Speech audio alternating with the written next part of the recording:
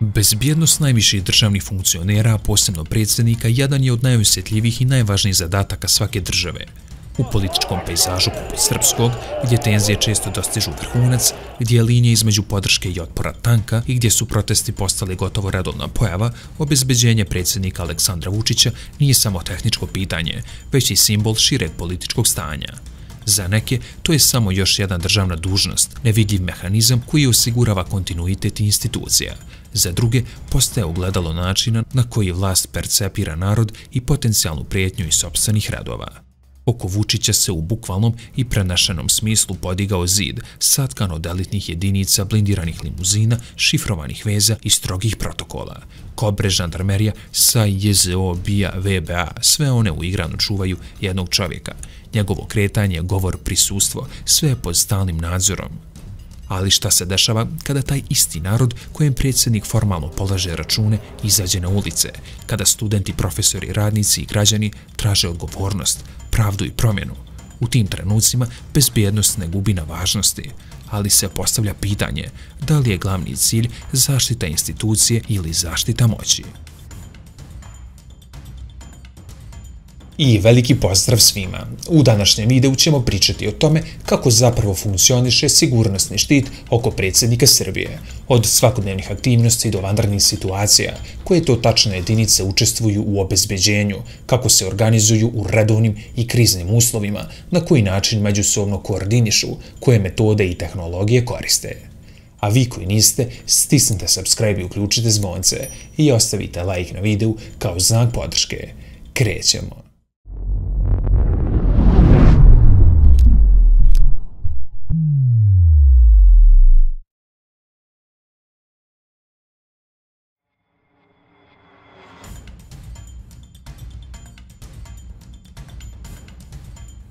U svakodnevnim okolnostima bezbjednost predsjednika Republike oslanja se na nekoliko elitnih jedinica sa jasno podijeljenim zadacima. Prvi prsten zaštite čine lični tjelohranitelji u civilu, koji stoje tik uz predsjednika u svako doba. To su prvenstveno pripadnici specijalne jedinice Vojske Srbije, zvane Kobre, odred vojne policije specijalne namjene, koji su 24 časa angažovani na obezbjeđenju najviših državnih funkcionera. Ova jedinica ima dugu tradiciju i jedinstvena je u Vojsci Srbije, po tome što joj je osnovna misija zaštita štićenih ličnosti. Kobre su zadužene za neposrednu fizičku zaštitu samog predsjednika Republike, ali i premijera i ministra odbrane. Njeni pripadnici prolaze rigoroznu selekciju i obuku, kako svjedoče sami članovi jedinice. Raditi kao predsjednikov pratilac je vrhunac karijere, ali zahtjeva stalnu spremnost i odricanje. Kobre su također odgovorne i za bezbjednost najuže porodice predsjednika. Primjera radi, mogli su se vidjeti u pratnji predsjednikovog sina Danila Vučića čak i tokom njegovog privatnog putovanja na fudbalsko prvenstvo u Njemačku. To pokazuje da zaštita obuhvata ne samo samog šefa države, već i članove porodice, ukoliko bezbjednostne procjene ukažu na potencijalne rizike. Pored Kobri, u stalnom timu pratnje nalaze se i pripadnici jedinice za obezbjeđenje određenih ličnosti i objekata, JZO, pri Ministarstvu unutrašnjih poslova. JZO je specijalizovana policijska jedinica, čiji je zadatak fizička zaštita najviših funkcionera države i važnih objekata. Njeni članovi štite između ostalih predsjednika Republike, premijera, predsjednika parlamenta, ministre unutrašnjih i vanjskih poslova, pa čak i sudije, tužioce ili svjedoke koji su ugroženi. Ova jedinica naslijedila je ulogu nekadašnje policijske službe za obezbeđenje šefova države, ali je doživjela promjene 2017. Te godine, po dolasku na predsjedničku funkciju, Aleksandar Vučić je rasformirao dotadašnju policijsku jedinicu koja je čuvala prethodnog predsjednika, Tomislava Nikolića, i za svoju ličnu bezbjednost angažovao pripadnike Kobri.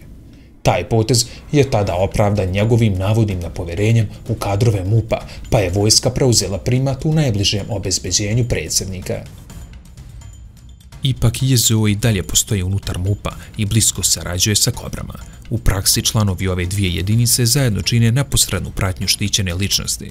Uobičajeno su obučeni u civilu, diskretno raspoređeni oko predsjednika, spremni da u djeliću sekunde reaguju. Raspored i rutina obezbeđenja predsjednika u svakodnevnici teče po ustaljenim pravilima.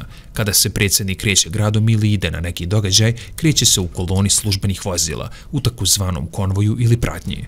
Konvoj obično čini blindirani automobil u kome se nalazi predsjednik, okružen drugim vozilima sa pripadnicima Kobri i JZO-a koji ga neposredno štite. Često se naprijed kreće vozilo iz pratnje sa specijalnim registarskim tablicama, dok se pozadi i sa strana nalaze vozila za zaštitu. Policija, saobraćajna i opšta također učestvuju u pratnji. Motori ili policijska vozila idu ispred i iza kako bi obezbjedili trasu i zaustavili saobraćaj dok kolona prolazi. Tako se postiže da se predsjednikovo vozilo ne mora zaustavljati na semaforima ili biti okruženo nepoznatim vozilima. Praktično stvara se sigurnosni koridor kroz grad. Na vozilima pratnje često su diskretna rotaciona svjetla, a zanimljiv je detalj da pojedini džipovi Kobri nose posebne tablice poput BG Kobre, što simbolično i praktično označava njihovu funkciju. Taj svakodnevni protokol obuhvata i statično obezbeđenje lokacija gdje predsjednik boravi ili radi. Objekti poput zgrade predsjedništva, njegove rezidencije ili važnih sala za sastanke čuvaju se 24/7 od strane specijalizovanih timova. JZO je nadležan i za objekte od posebne važnosti, predsjedništvo, Narodna skupština, zgrada vlade itd., pa se u tim objektima nalaze naoružani policajci na straži i kontrolnim punktovima. Unutar zgrada prolazi i prilazi su pokriveni fizičkim i tehničkim mjerama. Također, BIA, to jeste Bezbjednosno-informativna agencija ili vam ga Srpska civilna obavještajna služba, u pozadini stalno radi na provjeravanju osoblja, posjetilaca i pratećih informacija kako bi se preventivno otkrile prijetnje. Ukratko, u redovnim danima predsjednik se možda javnosti čini opušten i samouvjeren, ali nevidljivi štit oko njega čine desetine ljudi i slojevite mjere, od diskretnih tjelohranitelja uz rame preko pratnje na putu do smatračnica i štabova koji prate sve potencijalne rizike.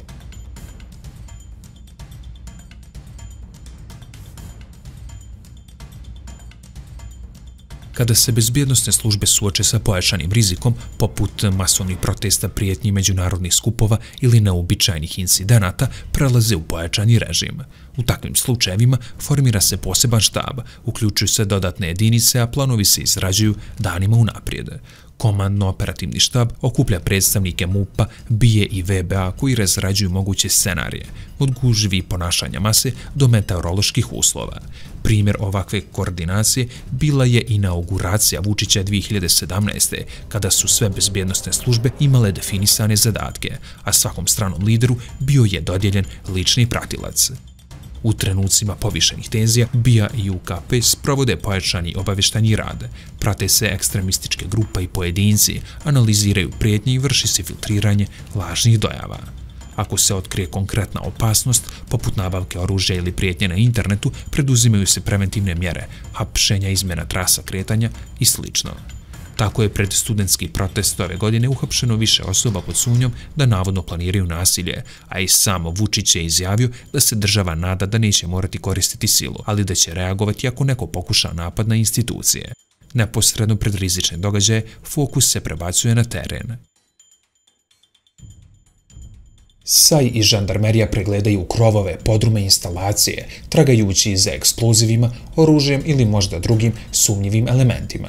Dominantne tačke se osiguravaju snajperistima, pristup se ograničava, a ulice patrolira uniformisana policija. Time se formiraju 3 kruga zaštite, unutrašnji, Kobre i JZO, srednji SAI žandarmerija, BIA u civilu i vanjski, redovna policija i obavještajci. Prilikom javnih nastupa sve jedinice djeluju uvezano. Kobre i JZO stoje uz Vučića, spremni da ga fizički zaklone i evakuišu, uz pomoć sklopivih kevlar štitova prerušenih u aktovke. Pratnja ima vozače obučene za brzu evakuaciju, a vatreno oružje koristi se samo ako je nužno za odvraćanje napadača. Snajperski timovi SAI-a i žandarmerije nadziru masu sa visine, spremni da neutrališu prijetnju. U masi se nalaze agenti u civilu koji u realnom vremenu komuniciraju sa komandnim centrom. Vanredne situacije dodatno testiraju spremnost. U oktobru 2016. kod Vučićeve kuće u Jajincima pronađen je arsenal oružja, zolja, bombe, municija, na krivini gdje kolona usporava. Vučić je odmah evakuisan, a država je bila na ivici vanrednog stanja. Iako nikada nije razjašnjeno ko stoji iza, to je označeno kao ozbiljna prijetnja. Slično ove godine tokom puta ka selu Mokrin vozilu predsjednika eksplodirala je guma. Iako vjerovatno tehnička greška, kobre su podigle nivo zaštite na maksimum, uključujući dodatne preglede i čak mogućnost evakuacije helikopterom. Također, u situacijama pojačanih tenzija, osim regularnih snaga, na terenu se nerijetko mogu primijetiti i osobe u civilu koje ne nose službene oznake, ali se ponašaju kao da imaju zadatke vezane za kontrolu mase. Građani i mediji su više puta ukazivali na pojavu batinaša, osoba koje djeluju nasilno prema demonstrantima, snimaju okupljene ili pokušavaju da izazovu incidente, a čiji status i naredbovana linija ostaje nejasna. Ovakve pojave samo dodatno komplikuju i onako osjetljivo pitanje povjerenja između građana i institucija.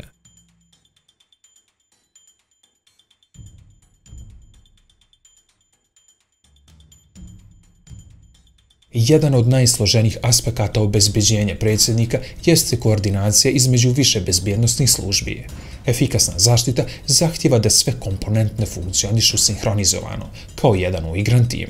Centralizovano zapovijedanje omogućava objedinjavanje svih resursa. Tokom rizičnih situacija formira se zajednički štab u kojem učestvuju predstavnici MUP-a, vojske i BIA. Odatle se u realnom vremenu donose usaglašene odluke, koliko ljudi rasporediti, koje ulice zatvoriti i ko je zadužen za koju zonu. Na terenu oficiri veze osiguravaju komunikaciju između jedinica, tako da, na primjer, komandir policije direktno sarađuje sa predstavnikom Kobri. Jasna podjela zadataka ključna je za funkcionisanje sistema. Kobre i JZO su neposredna pratnja, SA i žandarmerija pokrivaju širi prostor i krovove. Uniformisana policija kontroliše okolne ulice i održava javni red, dok BIA prikuplja i dijeli obavještajne podatke. Dobar primjer ovakve koordinacije bila je Vučićeva inauguracija 2017. kada su sve pomenute službe imale jasno određene pozicije i zadatke. Međutim, ta koordinacija zavisi i od međuljudskih odnosa. Vučić i neki bliski funkcioneri ranije su iskazivali nepovjerenje prema kadrovima MUP-a, pa su prednost davali vojsci i BIA. Bivši ministar policije Bratislav Gašić recimo koristio agente BIA za lično obezbeđenje. Ipak zakon nalaže da sve službe moraju da sarađuju. Primjer važnosti te saradnje bio je incident na Paradi ponosa 2014. kada je došlo do fizičkog sukoba između Kobri i žandarmerije zbog nesporazuma, što je pokazalo koliko nedostatak koordinacije može biti opasan. Poslije toga više se ulaže u zajedničke vježbe i simulacije. Politički kontekst također igra ulogu. Iako su srpske specijalne jedinice visoko obučene, eksperti upozoravaju da politizacija rukovodstva može narušiti profesionalizam. Na čelu JZO-a je kadar iz BIA, a BIA vodi politički postavljen direktor, što pojedini stručnjaci smatraju spornim. Ipak na operativnom nivou komandiri i tim lideri su mahom iskusni i međusobno uvezani, pa sistem funkcioniše na terenu. Treba napomenuti da bezbjednost predsjednika ne smije biti privatna, partijska ili politički motivisana stvar, već profesionalni i sistemski zadatak koji služi interesima svih građana, a ne samo jednog čovjeka. U uređenim državama šef države ne odlučuje samo tome koga čuva i na koji način, već se obezbeđenje organizuje po jasno utvrđenim protokolima, nezavisno od ličnih preferencija i političke klime. U Srbiji, iako formalno postoji sistem međusobne saradnje između službi, sve češće se stiče utisak da se bezbjednosti aparat koristi i kao sredstvo za održavanje lične moći, a ne isključivo za zaštitu institucije. Posebno u trenucima kada građani mirno protestuju, zabrinjava praksa u kojoj se, osim regularnih jedinica, pojavljuju i lica u civilu sa nejasnim ovlašćenjima. Upravo zato je veoma važno podsjetiti da je pravi bezbjednosni sistem onaj koji ne reaguje represijom na izraze građanskog nezadovoljstva, već koji umije da napravi razliku između stvarne prijetnje i legitimnog protesta. Povjerenje između naroda i institucija ne gradi se barikadama, već otvorenošću i odgovornošću onih koji obavljaju vlast.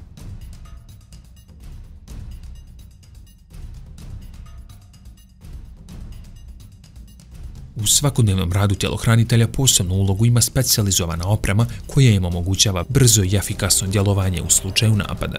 Među najzapaženijim sredstvima je spomenuto kevlar ćebe, sklopivi balistički štit skriven u aktovci koji se u sekundi otvara i pruža zaštitu od vrata do koljena. U kombinaciji sa skrivenim pancirima ispod odijela i pažljivo raspoređenim naoružanjem od pištolja do automatskog oružja koje se nalazi u vozilima, ova oprema omogućava ne samo trenutnu reakciju, već i punu mobilnost. Zdravstvena sigurnost također nije zanemarena. Pratnja uvijek ima pristup opremi za prvu pomoć, uključujući i defibrilator, dok komunikacija među članovima tima teče putem kriptovanih radioveza, što obezbjeđuje brzo i neometano djelovanje. Vozila u koloni, među kojima su blindirane limuzine sa run-flat gumama, sposobna su da izdrže ozbiljne mehaničke i balističke udare, pružajući dodatnu sigurnost tokom prevoza predsjednika. Sa razvojem tehnologije pojavile su se i nove prijetnje, poput dronova. Tokom javnih okupljanja, posebno protesta, nadzor ne dolazi samo sa zemlje. Na krovovima se sve češće mogu vidjeti pripadnici specijalnih jedinica sa antidronskim puškama, uređajima koji mogu ometati ili oboriti bespilotne letjelice. Ove mjere su postale standardne nakon globalnih incidenata, poput pokušaja atentata dronom u Venecueli. U Srbiji je slično oružje viđeno tokom protesta u martu 2025. kada je iskorišten zvučni top. Predsjednik je naravno to demontovao, objasnivši da je navodno riječ o antidron opremi, a ne sredstvu za razbijanje protesta. Iznad mase često kruže policijski helikopteri, dok vojni radari prate kretanje u vazduhu. Svaki dolazak predsjednika na javni događaj uključuje višestruku provjeru pristupa. Lokacije se znači unaprijed obezbeđuju detektorima metala i skenerima, a svi prisutni, uključujući goste i novinare, prolaze kontrolu. Prilaz vozilima podrazumijeva detaljnu inspekciju, uključujući korištenje ogledala i pasa tragača obučenih za detekciju eksploziva. Teren se pregleda satima unaprijed, dok komandni centri putem video nadzora u realnom vremenu prate situaciju i reaguju na najmanju sumnjivu aktivnost. Kada se govori o kapacitetima za ozbiljnije prijetnje, poput talačkih situacija ili oružanih napada, jasno je da na raspolaganju stoje puni resursi specijalnih jedinica. SAI i žandarmerija u tim slučajevima djeluju sa oklopnim vozilima, snajperima, dimnim i šok bombama, a po potrebi može biti aktivirana i šira vojna podrška. Iako se takvi scenariji nisu dogodili, spremnost za njih se redovno provjerava u vježbama. Ono što dodatno karakteriše ovaj sistem jeste pažljivo njegovana diskrecija. Cilj obezbjeđenja nije da bude upadljivo ili da izaziva nelagodu, već da obavlja svoj posao bez narušavanja toka događaja.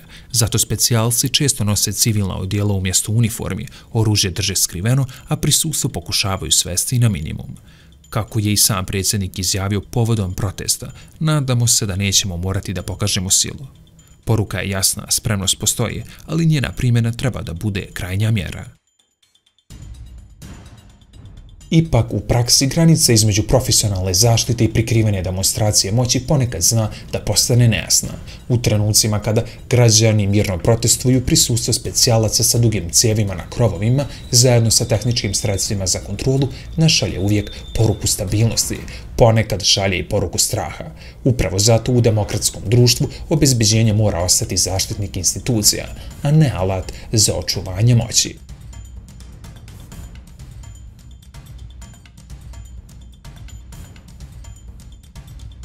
Masovni protesti u Srbiji od maja 2023. pa sve do ovih koji trenutno traju, otkrili su kako obezbjeđenje predsjednika Vučića funkcioniše u praksi, naročito u uslovima političkih tenzija. Prvo su izbili protesti protiv nasilja, povodom tragičnih masovnih pucnjava, a zatim su uslijedili studentski i antikorupcijski skupovi. Većina protesta bila je mirna, ali su se često odvijali blizu državnih institucija, sa jasnim zahtjevima za Vučićevu ostavku i pokušajima blokade njegovog kretanja. U tim okolnostima bezbjednost predsjednika je dodatno pojačana. Tokom opozicionih protesta u junu 2023. najavljeno je blokiranje izlaza iz predsjedništva, zbog čega je aktiviran alternativni plan kretanja. Čak se nezvanično pominjalo i korištenje helikoptera. Policija je formirala kordone, dok su pripadnici BIA nadzirali organizatore i bilježili moguće ekstremističke aktivnosti. U nekim slučajevima pojedinci su preventivno uhapšeni, uz obrazloženje da su planirali nasilje. Jedan od napetih trenutaka dogodio se krajem prošlog mjeseca, to jeste na Vidovdan, kada su nakon studentskog protesta u Beogradu izbili sukobi sa policijom. Žandarmerija i interventna jedinica reagovali su na pokušaj probijanja barikada. Predsjednik tada naravno nije bio prisutan, logično, ali su dodatne jedinice SAJ-a i žandarmerije raspoređene oko predsjedništva. Snajperisti su bili na krovovima, a kobre u unutrašnjem krugu zaštite. Iako se policija bavila širim obezbeđenjem protesta, jedinice zadužene za Vučićevu ličnu sigurnost ostale su fokusirane na njegovo kretanje i zaštitu.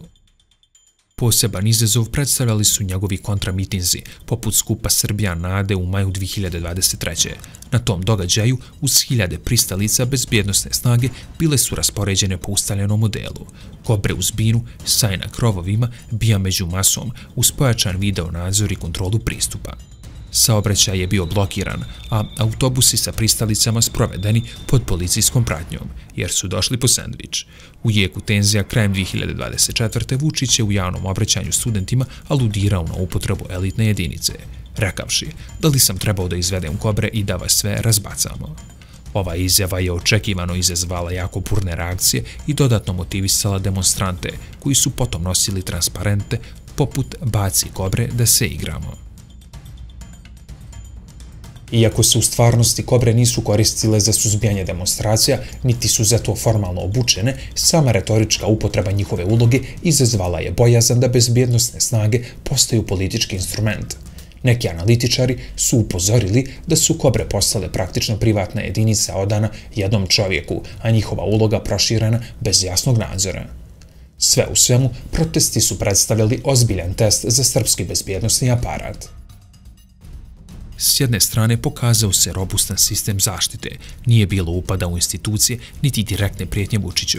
Sa druge strane, način na koji su vlasti reagovale, hapšenjima, tenzijom, prisustvom specijalaca i retorikom sile, podsjetio je javnost koliko je tanka linija između zaštite i represije. Srećom, kobre su ostale u sjeni, a najgori scenariji su izbjegnuti. Međutim, iako je razumljivo da svaka država mora da štiti svoje zvaničnike, važno je postaviti i pitanje gdje je granica između legitimne zaštite i pretjerane demonstracije sile. U trenucima kada se hiljade građana, među njima studenti, profesori, roditelji i obični ljudi, okupljaju na ulicama tražeći pravdu, slobodu i odgovornost, zadatak države nije da ih zastraši oklopnim vozilima, kordonom i prijetnjom kobrije. Obezbjeđenje štićenih ličnosti ne smije postati sredstvo političkog pritiska, već treba služiti isključivo za zaštitu od stvarnih prijetnji.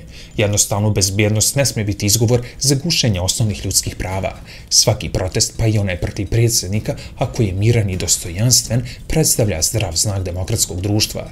I zato, iako je organizovana zaštita institucija jako važna, nemoguće je ne izraziti zabrinutost kada se sistem bezbjednosti pretvara u instrument represije nad sopstvenim narodom. Zato je veoma važno podsjećati, pravi autoritet ne leži u brojnosti specijalaca ili snajperista na krovu, već u sposobnosti da se sluša narod i da se odgovori ne silom, već odgovornošću. I to bi bilo to što se tiče ovog klipa. Sada što se tiče Instagram pozdravanja i dobijaju Vidić, Luka, Stefan, Filip, David, Malagić, Elvis i Pavle. Ako i vi želite pozdrav u nekom od narednih klipova, obavezno me zapratite na Instagramu.